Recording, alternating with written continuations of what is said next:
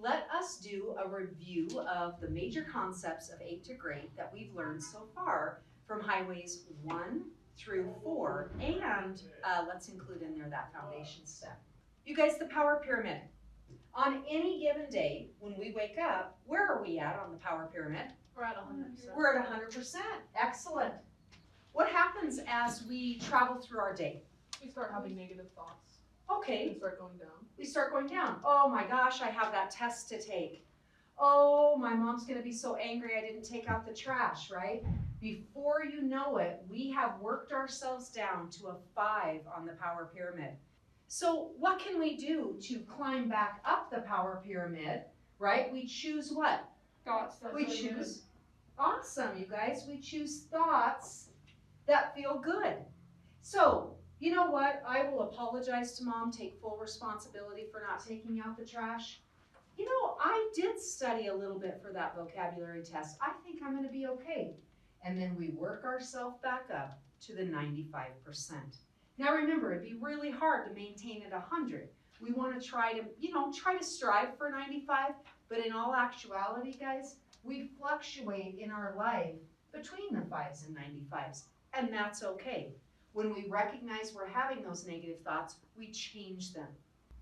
Let's take a little look at Highway 1, where we learned the CBA formula. What does CBA stand for? If you conceive it and believe it, you can achieve it. Yes. All right, let's stand up and do that, guys. If you conceive it and believe it, you can achieve it. Yes. Right? Yeah. Woo! Okay, awesome participation, you guys. Okay, Highway 2, a little review on Highway 2. What does the road to success look like? Draw it with your fingers. Okay, awesome. Yes, the road to success is never A straight line. a straight line. Absolutely. So oftentimes people, within the very first time that something doesn't go right, they just want to stop. They didn't get the job interview. They don't ever want to go on another job interview because they're afraid, right, to have that job interview go wrong again. But in 8 to Great, we run to, not from. We run to, not from. Okay, let's move on to Highway 3. In Highway 3, we are taught that if we act and dream, we live more at the 95%. So what leads us to live at the 5%? What are those two words? Blame and complain. We blame and complain. All right, the only life we can live peacefully is our own, absolutely. And we want to try to change they should to I could. So Mom should have done my laundry turns to I could have done my laundry. right. I could have done my laundry, right? No more blaming and complaining and shooting on others. We change that and we move it to the I could. All right, the very last concept that we've been working on. What are the 4 things that can happen if we choose not to feel? Addiction. Okay, addiction. Self-harm. Okay, addiction, illness, Self-harm or harm to others. right? Self-harm to ourselves and others, right? Accidents. And accidents, absolutely. Okay, so we learned this beautiful concept called the mad sad cycle. If I get stuck in mad, guys, what's the next level up of mad? Rage. Rage, absolutely, thank you. So when we get stuck in rage, right, that fire that's burning because we've held those mad feelings in. What happens when we get stuck in sad? What's the next level? We become depressed. We get depression, right? So we get that depression and it's really hard to get out of that depression. Those tears just keep coming and coming. We crawl into our bedrooms. We don't want to come out, right? So what do we want to do, guys? What do these arrows represent? Going in a cycle. We want to keep moving. We want to keep feeling, okay? The 8 to Great word for that is anger, G. We want to use that anger to fuel us to keep moving on that wheel. If we're mad, we get mad. We do healthy, constructive ways to deal with our anger, right? If we're sad, we are learning all these great ways to deal with our sadness. So we want to try to have a balance. When we have too much water, what do we need to help with the water? We need to cry. Okay, we need to cry, but what dries up the water? Sun. The sun, which is on our wheel. What would dry up the water? The fire. So if we're too sad, maybe we kind of need to get a little bit of anger in there to dry up those tears. Just like when we're too mad. If we get too mad, what's going to help put out that fire? Some sadness, the water.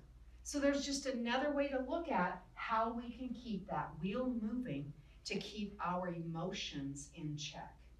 Aid to Great has been amazing. I got recommended it by our school counselor, Miss Willard, because I was not suffering necessarily, but I was just having a really crappy time last year, and she recommended this class for mental health. And since then, I've become an Aid to Great disciple. I think it is a great thing to do for kids who are kind of, teeter-tottering on how they should feel or how they are feeling and how to deal with those feelings. Because I know a lot of people who feel like they're failures or feel like they can't do it.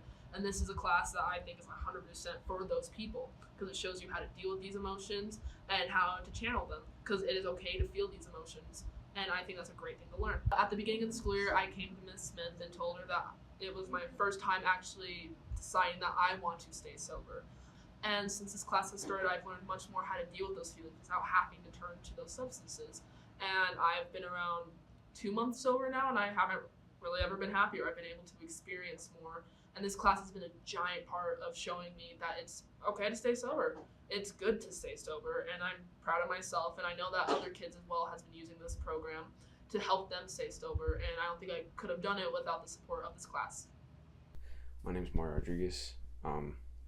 I am a sophomore in high school, and during Miss Smith's class, I was going through not so great of a time. This class helped in quite a lot of ways, and this is just a thank you note I wrote to her at the end of the semester, kind of toward the end. I know this might seem kind of out of nowhere. I haven't really done anything special in your class since that day I made that phone call to my grandma, and it was kind of at the beginning of the year. We had an assignment where we had to write a note that to like our someone who's inspired us the most, like someone that we know who's inspired us the most. And she surprised us because we had to text that person exactly what we wrote down, or we could call them. I was the only one that volunteered to call when she asked, and I called my grandma, and my grandma loved it. But anyways, but despite you not knowing, you and your class have helped me through so much. I'll admit it, there were some moments where some of the lessons that you taught hit so close to home that I considered dropping the class out of fear. But I see now that that was just my history of living in fear talking. After I took that leap to get over that fear, a lot of good things started happening. The most significant thing was that my dad, who I've never met, asked if he could be a part of my life. Asked if he could have a second chance. Now, if I didn't know how to manage my fear, I would have said no. I would have said, because I always told myself I wouldn't give him a second chance if he asked for it. But I decided to, because this class helped me learn how to get over fear. And now I get to see him this summer. So thank you for everything, Miss Smith. And I guess the end.